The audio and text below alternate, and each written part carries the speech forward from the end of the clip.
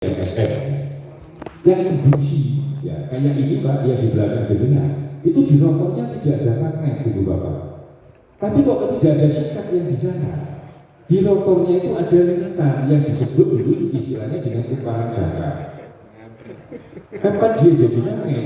Pada saat ada perubahan medan magnet di stator Pak, maka ada induksi yang lari ke kumparan di rotor meskipun tidak ada sikat yang mengirim arus ke dalam tersebut, ya, ke dalam kumparan tersebut, maka di sini juga akan muncul induksi kemagnetan. Nah, motor AC, tuh, jadi tanpa lilitannya ada di sana nggak mungkin. Maka kalau kita bongkar itu seakan-akan besi pejal, tapi kalau itu kita potong, di dalamnya ada kumparan Pak, namanya kumparan jangka. Jadi dia menangkap induksi kemagnetan yang dari rotor dipakai untuk membangkitkan magnet induksi kemagnetan di stator dipakai untuk membangkitkan kemagnetan di rotor. Tuh. Dan itu kalau kita putar Pak, tidak menghasilkan tegangan. Kenapa? Karena tidak ada magnet permanennya di sana. Nah, supaya bisa membangkitkan tegangan, maka diberikan induksi dulu. Seperti itu. Contoh nanti kalau kita coba yang alternator, kumparan rotornya, kalau tidak kita berikan magnet, ya kan? Kalau statornya kita picu, mau tidak dia berputar. Nah, terus kalau di rotornya saya kasih magnet, ya kan? Dengan listrik kecil saja, contoh baterai ini 1 misalnya. Apakah dia muncul magnet dan apakah mampu motor tersebut berputar? Jadi artinya apa? Harus ada interaksi kemagnetan. Tuh. Jadi meskipun motor yang biru itu dibongkar tidak ada sikat, tidak ada yang menghubungkan arus listrik ke rotor itu Bapak, tapi di rotor mampu terbangkitkan kemagnetan karena di dalam rotor tersebut sudah ada kumparan jangka. Jadi kayak charger wirelessnya HP Pak, atau kunci yang tidak menggunakan ini Pak, kunci keyless misalnya. Di situ tuh, ataupun yang masih menggunakan kunci tapi pakai apa ya namanya? Apa sih itu? Jadi di induk kuncinya itu ada limitan. Kalau jenengan lihat yang namanya pentolan kunci yang pakai IMO itu Bapak, itu kan banyak yang tidak ada baterainya. Tapi di situ kan ada chip IMO-nya. Kenapa bisa jalan? Karena induksi yang dipicu oleh yang diinduk kunci ini. Begitu kunci ini kita tancapkan di sana, ya kan? Di induk kunci ini ada limitan transpondernya. Nah, dia akan memberikan induksi. Dari induksi tadi ditangkap oleh komponen elektronik yang ada di pentolannya kunci untuk mengaktifkan chip IMO-nya. Jadi, ini cocok baterainya tidak begitu dibuka, tidak ada baterainya. Tapi dia bisa aktif jika kita dekatkan di situ. Jadi induksi yang terjadi di sana. Itu Pak, jadi selalu ada magnetnya, cuma magnetnya bisa permanen, bisa magnet elektrik. Nah, nanti kalau yang alternatif itu akan sangat nampak sekali. Kita kasih tegangan bisa jalan, kalau kita tidak kasih tegangan tidak bisa jalan. Tapi ada juga bisa jalan, ada sisa kemagnetan yang ada di sana. Tapi jalannya dengan torsi yang kecil, Pak, lemah. Oke. Nah, tadi sudah sempat disampaikan ada yang namanya sinkron, ada asinkron. Kalau sinkron itu berarti putaran sinyal yang ke rotor tadi dengan ke stator dengan yang putaran rotor ini sinkron, sama tidak ada nilai listriknya. Nah, itu namanya sinkron. Nah, supaya tidak ada nilai listrik, maka butuh yang namanya sensor posisi. Jadi motor tanpa sikat sistem komutasi pada beritan kawat stator harus diatur secara elektronik agar dapat dikendalikan dengan baik itu kecepatan maupun torsi motor. Nah, sensor memberikan informasi secara presisi timing perubahan kepada controller untuk mengatur limitan mana yang harus dialiri listrik. Artinya tadi UVB itu Pak yang dijadikan utara mana, dijadikan selatan mana, itu tergantung dari pembacaan sensor posisi. Makanya nanti kalau jadikan berubah alternator, ya itu efisiensinya masih rendah dibandingkan yang sudah buatan pabrik. Kenapa? Karena yang alternator jadikan konversi itu belum ada sensornya. Kalau ingin efisiensinya naik, jadikan bisa tambahin sensor itu. Supaya apa? Supaya tahu posisinya rotor itu di mana, maka terminal U tak kasih apa, V tak kasih apa, B tak kasih apa. Ibaratnya kalau yang di ICE itu adalah saat penyalaan itu Bapak. Kalau saat penyalaan dengan tepat, pasti powernya mesin dengan bagus. Kalau terlalu awal atau terlalu lambat, pasti ada penurunan power. Terlalu awal, kelipik sama, ya gitu tahu. Terlalu lambat, gebot malah. Ini juga demikian, harus posisinya pas. Maka ada dua sensor yang terpasang di sana. Yang pertama adalah sensor Hall, yang kedua adalah sensor resorter. Jadi dengan perubahan komutasi tidak tepat, motor akan mengalami slip terutama saat kecepatan tinggi. Nah yang saya bilang tadi, yang saya nyoba nyeting yang kuning Pak, sampai berhenti sendiri itu karena overrunning. Overrunning itu berarti kemampuan kontroler saya membaca sensor ini sudah nggak nutut. Jadi antara kecepatan putaran rotor dengan perintah yang ada di controller ini sudah nggak sinkron lagi. Akhirnya nanti pas ketemunya bukan menarik itu berputar, tapi justru melawan. Sampai berhenti, tidak itu berhenti. Makanya kemampuan controller, kemampuan motor juga berbeda Pak. Saya pernah motor yang industri Pak, saya berikan inverter skala industri untuk bisa ngatur putaran. Ternyata memang motor yang murah, mohon maaf, bukan rasis ya, tapi yang kinaan yang murah itu tidak mampu dipicu dengan frekuensi yang tinggi. Kalau motor yang bagus Pak, buatan Siemens satu contoh, itu frekuensi saya naikkan 2 kali lipat atau kecepatan motor 2 kali lipat. Yang tadi 2800 misalnya dengan 50. Di inverter ini saya rubah menjadi 100 ya, maka kecepatan putaran menjadi 5600. Saya putar, saya percepat lagi frekuensinya, dia akan naik lagi. Tapi kalau buatan Cina apa? Di titik tertentu tidak mampu lagi. Saya pernah itu sampai bingung, ini kenapa? Ternyata gara-gara motor tidak mampu dipicu dengan frekuensi tinggi. Jadi saya dulu kalau bikin trailer AC, Pak, trailer sistem pengisian, gitu, maka motor itu harus saya bisa setting kecepatannya supaya kayak di mesin Pak. Contoh pengisian kita bisa tahu di RPM berapa sih terjadi regulasi tegangan. Itu pakai inverter. Kalau mesin jenengan kan bisa juga sampai 6000 RPM. Nah kalau pakai motor statis kita 1400, begitu di on cuma 1400. Kapan saya tahu tegangan regulasinya kan? Jadi trailer pengisian yang pernah saya buat itu saya buat motornya bisa diputar kecepatannya dinaikkan. Karena ini kemarin lagi dicat anak-anak belum saya sampaikan, itu trailer yang untuk transmisi otomatis Pak. Itu motornya juga harus bisa dikendalikan dari RPM rendah, katakanlah idle, sampai setidaknya bisa kita naikkan di 3000 atau 3500 RPM. Supaya tahu nanti perbedaan perubahan pemindahan giginya. Oke, jadi ada dua sensor Pak. Bentuknya itu Bapak, kalau di motor nanti dengan ketemu kayak gini. Ini kebetulan motor yang outer runner yang berputar bagian luar atau outside rotor, gitu.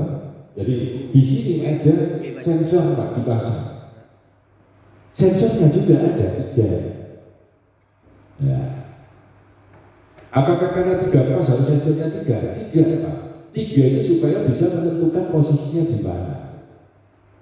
Supaya six-cut-nya tadi dapat. Nah kalau misalnya diperbanyak Pak Saiful, kan lebih rapat toh. Apakah susunannya harus seperti ini? Belum tentu, tergantung dari posisi magnetnya. Ya, yang jelas nanti akhirnya akan muncul kayak gini Pak, sensor Hall 60 derajat. Sensor Hall 120 derajat. Nah contoh ini sensor Hall 60 derajat, artinya sudut pemasangannya ini 60 derajat. Ini dalam konsepnya motor. Apakah nanti pada saat realnya selalu pemasangannya seperti itu yang untuk 60 derajat? Belum tentu, tergantung dari jumlah magnetnya jenengan. Ini kalau jumlah magnetnya cuma satu pasang, berarti satu utara dan satu selatan, itu Bapak, ini dipasang posisi sudut 60 derajat, maka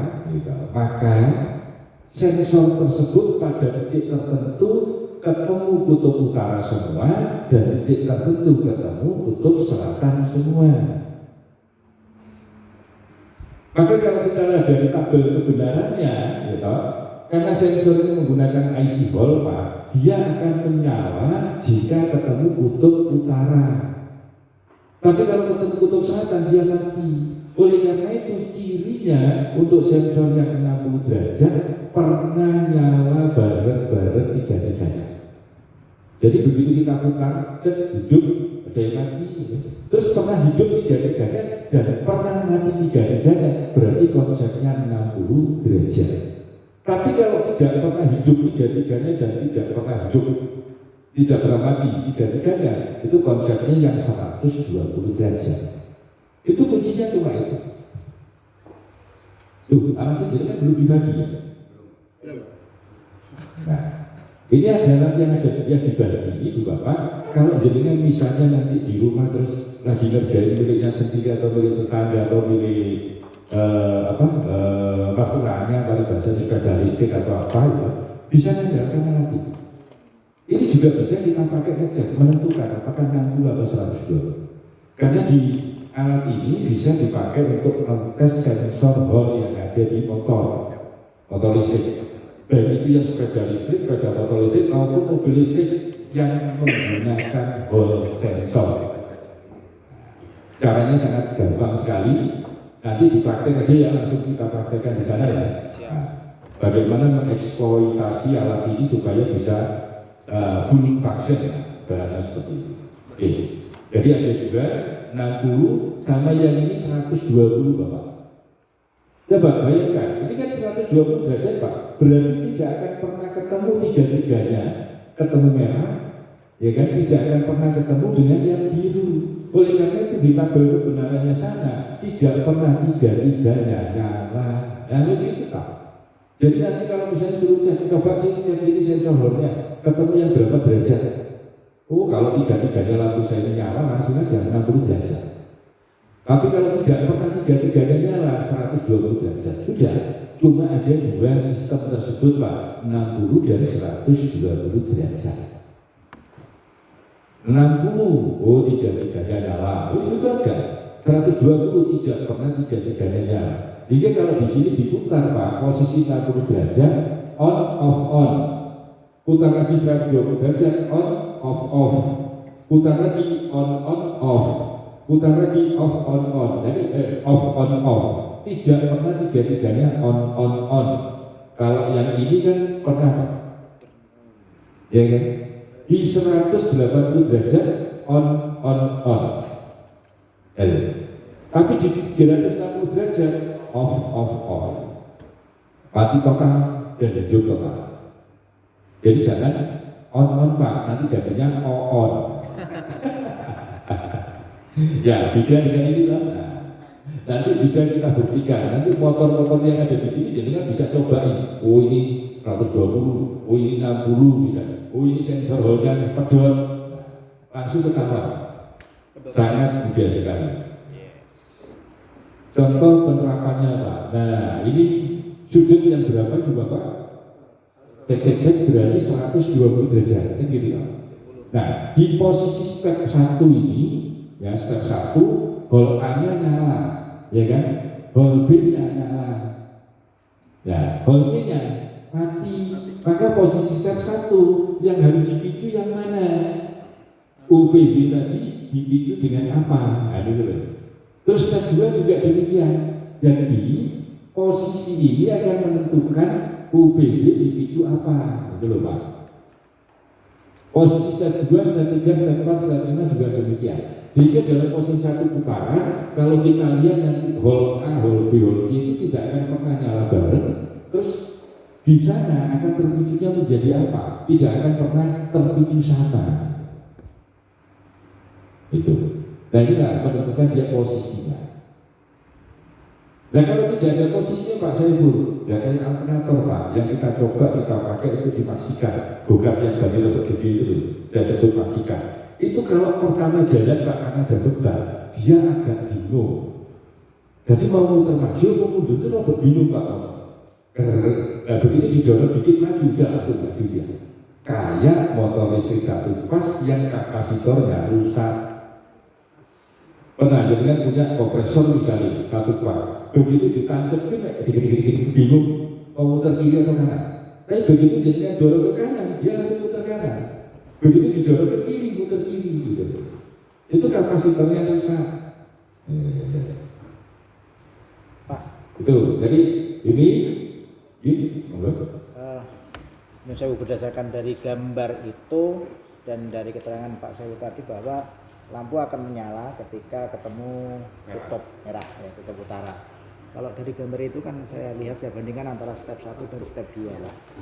Di step 1 itu yang menyala adalah hall C dan hall A, ya. Karena di situ ada merah-merah. Nah untuk step 2 itu yang menyala hanya hall A. Padahal seharusnya di hall C itu juga menyala karena di situ juga ada merah. Betul, tapi di situ kan di persimpangan dan itu jalannya kan ke kanan, maka dia posisi meninggalkan merah ke hijau. Oh, gitu. Nah, itu iya, karena putarnya ke kanan. Cenderung untuk meninggalkan. Iya. Dan kebetulan itu kan posisinya pas di persimpangan persis. Jadi karena dia berputar ke kanan, sudah dikategorikan mati. Nanti kalau misalnya jadikan kita juga gitu Pak, putarnya juga pelan-pelan. Oh ini pas posisi dari hidup ke mati atau dari mati ke hidup itu kelihatan, itu berarti pas di persimpangan. Nah, bagaimana kalau misalnya sensor hall ini ada yang rusak? Nah, karena untuk memicu yang pertama tadi kan dasarnya dari barisan sensor hall pertama atau apa? On, kalau ini tadi on off on misalnya, ya kan? Maka UVB-nya akan terpicu misalnya plus minus 0 gitu. Terus ternyata salah satu sensor hall-nya yang seharusnya on off on itu menjadi on off off kan gitu Pak. Maka di sini pemicunya juga akan kacau. Oleh karena itu, begitu sensor hall ada yang masalah, sistem tersebut tidak akan berfungsi dengan sempurna. Dan itu nanti bisa kita buktikan di trainer. Jadi sensor hall ini kita kabut satu misalnya, apakah dia masih bisa berputar normal? Atau sebaliknya, sensor hall masih bagus, tapi fase motor ada yang mati satu misalnya. Ibarat meja yang tadi 3 kaki masih bisa berdiri tegak, terus dipotong satu kakinya ya pasti bulik Pak. Itu akan kelihatan juga. Gak apa-apa, nanti pada saat praktik kita akan coba. Nah, jadi itu di persimpangan. Makanya nanti jadinya yang C itu akhirnya mati. Nah, itu hubungannya dengan ini Bu Bapak. Jadi untuk mengendalikan MOSFET ya, atau transistor ya, kalau ibarat yang lama itu modelnya transistor, kalau sekarang pakai MOSFET, untuk mengendalikan MOSFET ini supaya terjadi komutasi elektrik. Dan pengendalian MOSFET ini tergantung dari posisi sensornya. Makanya untuk motor yang pakai untuk controller yang pakai sensor Pak, ya itu nggak bisa kita aktifkan tanpa dipasang dengan sensor. Jadi kalau jadikan beli nanti misalnya motornya ada sensornya, belilah controller yang ada sensornya. Tapi kalau motornya tidak ada sensornya, jangan beli controller yang harus menggunakan sensor. Nanti tidak mau berfungsi. Karena informasi dari sensor nggak ada. Itu. Jadi nanti ini Pak yang akan dipicu. Supaya apa? Supaya memberikan UVB itu positif atau negatif. Tergantung posisinya. Itu bisa terlihat di slide berikutnya ini misalnya. Nah, sekarang yang dipicu plus itu yang punyanya V1. Terus yang ini minus punyanya siapa? Pasti di daerah ini dan tidak mungkin Q2. Kalau Q1 dan Q2 terpicu bareng, kontroler tersebut langsung wassalam. Konsep, ya kan? Maka yang pasti akan hidup selain Q1, kalau ya Q4, ya Q5. Mana kira-kira? Berarti Q4 Pak. Karena di sini kan posisi 0. Nah, dari sini Bapak bisa lihat, U itu akan mendapatkan positif, ya kan? Sedangkan P mendapatkan negatif dari mana? Dari baterai positif ini melalui Q1 dikirim ke terminal U, ke lilitan U, terseri dengan B, keluarnya ke terminal B, ke Q4, baru ke negatif. Ada rangkaian tertutup, maka arus listrik mengalir. Berarti yang U jadi positif, U dipicu positif, katakan kalau dipicu positif jadi utara, maka yang B menjadi selatan. Dan itu selalu bergantian. Kalau dipicu terus berhenti begini, ya kasusnya kayak Pak Agus kemarin, langsung mandek. Nah supaya bisa terus berputar, maka di sini dipicunya juga harus gantian. Coba. Jadi habis ini plus gitu, minus 0, terus plus dari sini 0 minus plus, kemudian di sini ya minus 0 tadi 0 ya sudah ya, minus ini habis 0 plus misalnya, plus lagi ini habis minus 0, minus dulu baru 0, ini 0 baru minus di situ. Nah sehingga bisa jalan kayak yang saya tadi loh Pak, nanti bisa melihat yang halaman sebelumnya. Itu kalau jadikan misalnya mau mencoba membuat ini sampai di posisi 6 langkah, nanti gantiannya transistor itu yang mana akan kelihatan. Tentunya disinkronkan dengan posisi sensor yang ada di sana. Berarti itu kalau sensornya hidup, mati hidup, maka yang terpicu adalah plus minus 0. UVB-nya punya plus, P-nya minus, W-nya istirahat. Oke, kita lanjut dulu sekalian Pak. Nah ini yang resolver Pak. Kalau yang ball itu Bapak, kebetulan tidak digambarkan grafiknya, dia grafiknya adalah total on off.